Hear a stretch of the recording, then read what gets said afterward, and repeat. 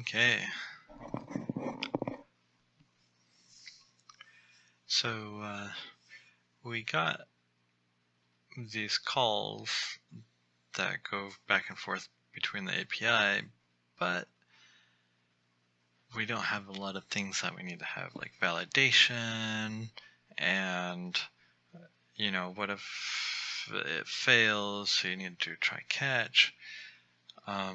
So here we're going to start getting into railroad-oriented programming, aka error handling the functional way. So we got our module error handling. So we're creating our railway here. And this is going to be specifically geared towards the WebAPI. In other styles of error handling, you might want to do it a different way.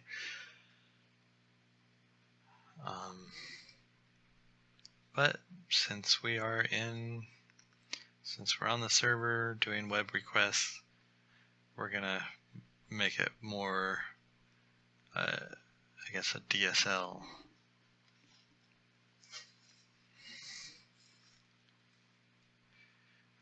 So our error types, they're going to be those 4 different types, and the server error will have, most of them are just going to be a string that says, hey, you missed this or whatever, but the server error will give a message and a stack trace.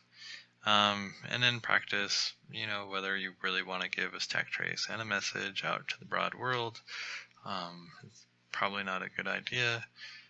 But for the purposes of this video, we'll just go ahead and do it anyway, because we can. Because it's not going out to anyone but me.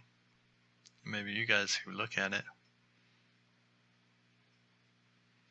Whoever gets this far in the video series. Thousands of people, because we're all going to embrace F#. Yay. So the let success failure, that is what you call an active pattern. So it's kind of a weird way to look at it. And I don't remember if I talked about functions before, but functions is just a match with statement. So you're doing your pattern match, right? Except you don't have to declare the parameter. It's just put right in there automatically. So a lot of times you don't want to do that because it makes it a little confusing to people that aren't used to F#. But if you're working with people that are more familiar with the syntax and such, go ahead and use it. It really doesn't save that many keystrokes, and so a lot of times you might want to, but sometimes you might not want to declare all your parameters and just have it curried in, but it doesn't always work that. If you need it to be generic, it's not going to work very well. So in the newest F#, you don't actually, I believe they have a null check for you, but until the newest F# comes out, we'll do it this way. I forget exactly how it does it differently than how I did it here. And what's interesting is the sum none that I showed you before. None is actually just null at runtime. So, and here I'm just setting up some validation items for validating. And if you read on Vlachland's website, F# for Fun or Profit, which I highly suggest, especially if you're going to do this, he does it a little differently than I do. I like to keep it really simple if possible, and he adds a little bit of complexity to it. And I just didn't find I needed that complexity.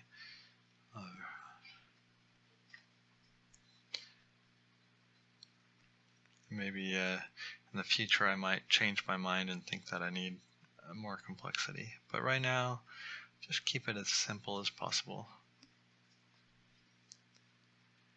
So you can see I have the fail and OK, and those just make it easier to work with the different types, those functions. And here we're collecting the errors, and that'll make it easier to work with records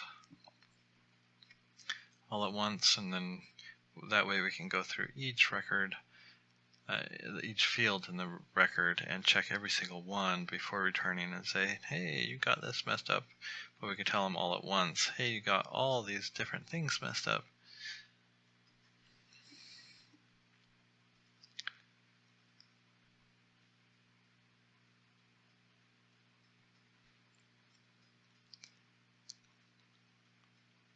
You can see it's just one function after another. And some people say you should make your functions a little larger. In F# it's just so easy to create a new function for everything that a lot of times I just prefer to write an extra function ahead of the other one. And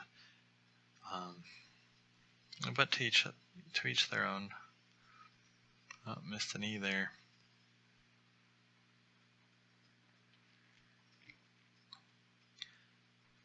Okay. So there I have my model. Not sure what I'm doing here. Probably thinking, oh, what should I be doing next?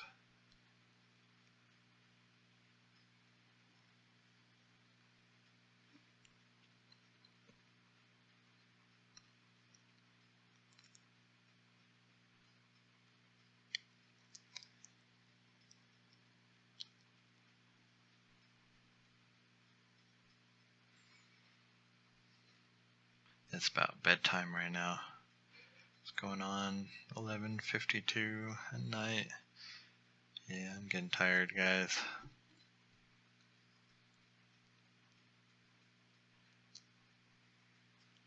So I think later I pull this a function into a different module. But basically what I'm doing here is you get the record in, but sometimes it's not there, and so you have to check if it's there or not. So ideally, that would be something that the Web API would figure out for you and throw an error for you without you having to handle it.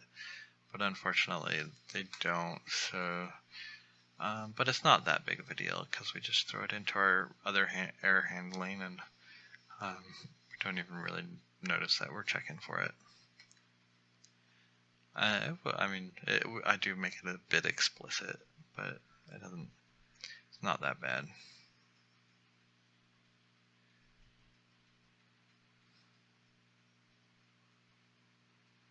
Looks like I'm missing something.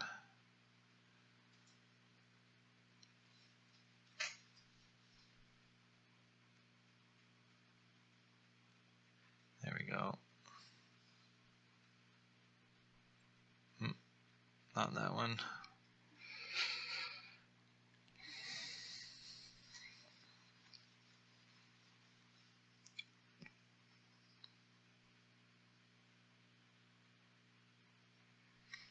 Yeah, I think I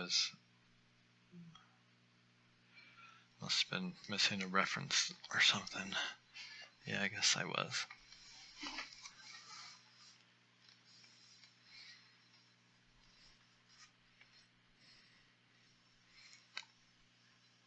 Okay, so if it's